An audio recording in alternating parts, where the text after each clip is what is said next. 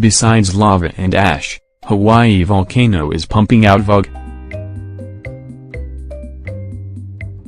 Honolulu Kilauea volcano on Hawaii's Big Island has had it all over the past 3 weeks, molten rock shooting toward the sky, lava oozing from the ground and ash clouds rising miles into the air.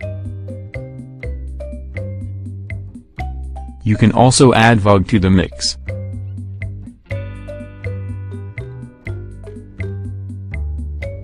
Scientists say higher sulfur dioxide emissions recorded at the volcano's vents in recent days are creating the potential for heavier than usual VUG, or volcanic smog. So far, trade winds have been mostly blowing the gray haze offshore. What is VUG?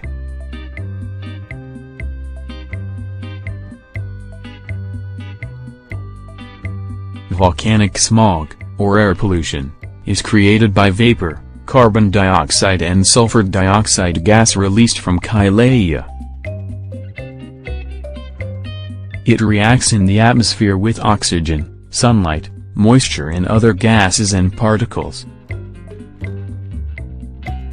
In a matter of hours or days, it converts to fine particles that scatter sunlight, creating a haze that can be seen downwind of Kilauea, according to the Interagency VUG dashboard, which is made up of Hawaii, U.S. and international agencies. The U.S.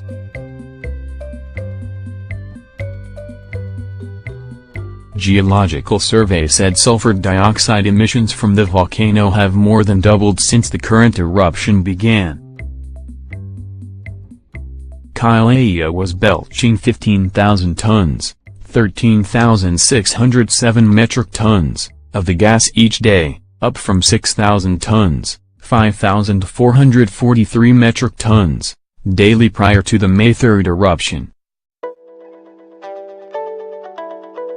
People living miles from the eruption are paying attention to the amount of noxious fumes pouring out of the volcano because it creates potential for more VUG. What are the health impacts?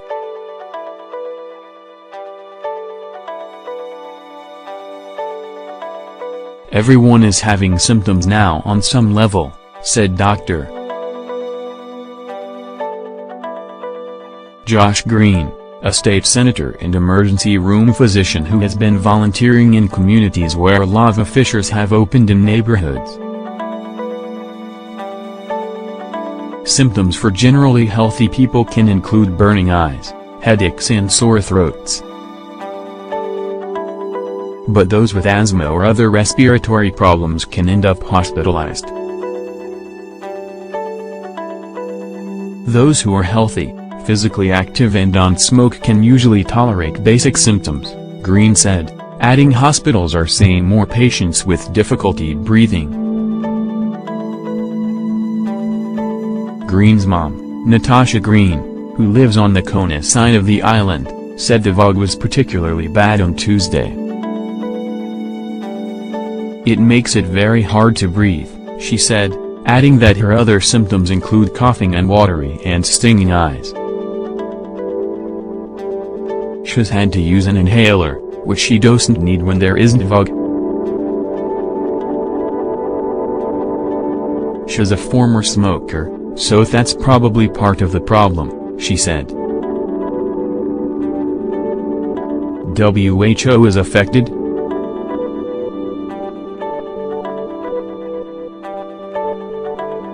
VUG can affect areas far from the volcano, including the western side of the Big Island and even other islands. But lately, trade winds have been blowing most of the VUG offshore. The National Weather Service said it expected trade winds to slow this weekend, creating hazardous air quality. With trade winds, communities where lava fissures have opened and those downwind are the most affected. Kilauea is erupting on Hawaii's largest island, so there are plenty of areas that aren't suffering from the effects of VUG.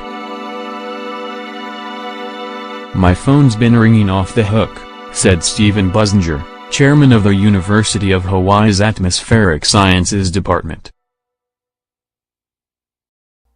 A little old lady out of Minnesota wants to know if she should cancel her vacation, that kind of thing.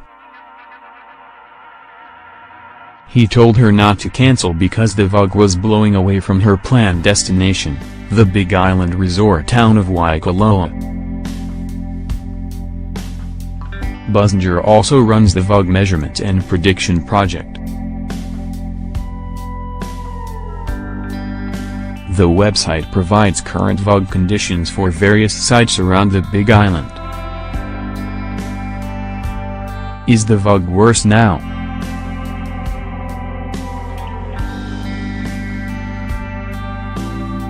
With an increase in emissions, there's more fog, said Lisa Young, environmental health specialist for the State Health Department's Clean Air Branch. Bruce Corker, a Kona coffee farmer, has noticed. When he looks down from his farm at Kilauea Bay, it's hard to make out the water because it's the same gray color as the sky. For me, it's just visual, he said.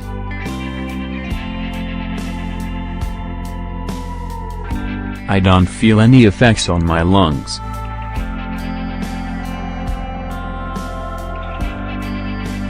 I don't smell anything.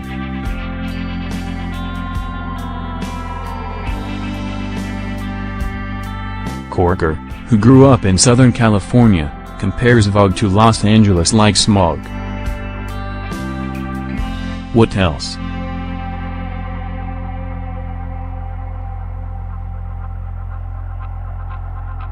Retired photojournalist Chris Stewart says there's one good thing about fog: it intensifies the colors of a sunset. But it depends on how thick the haze is.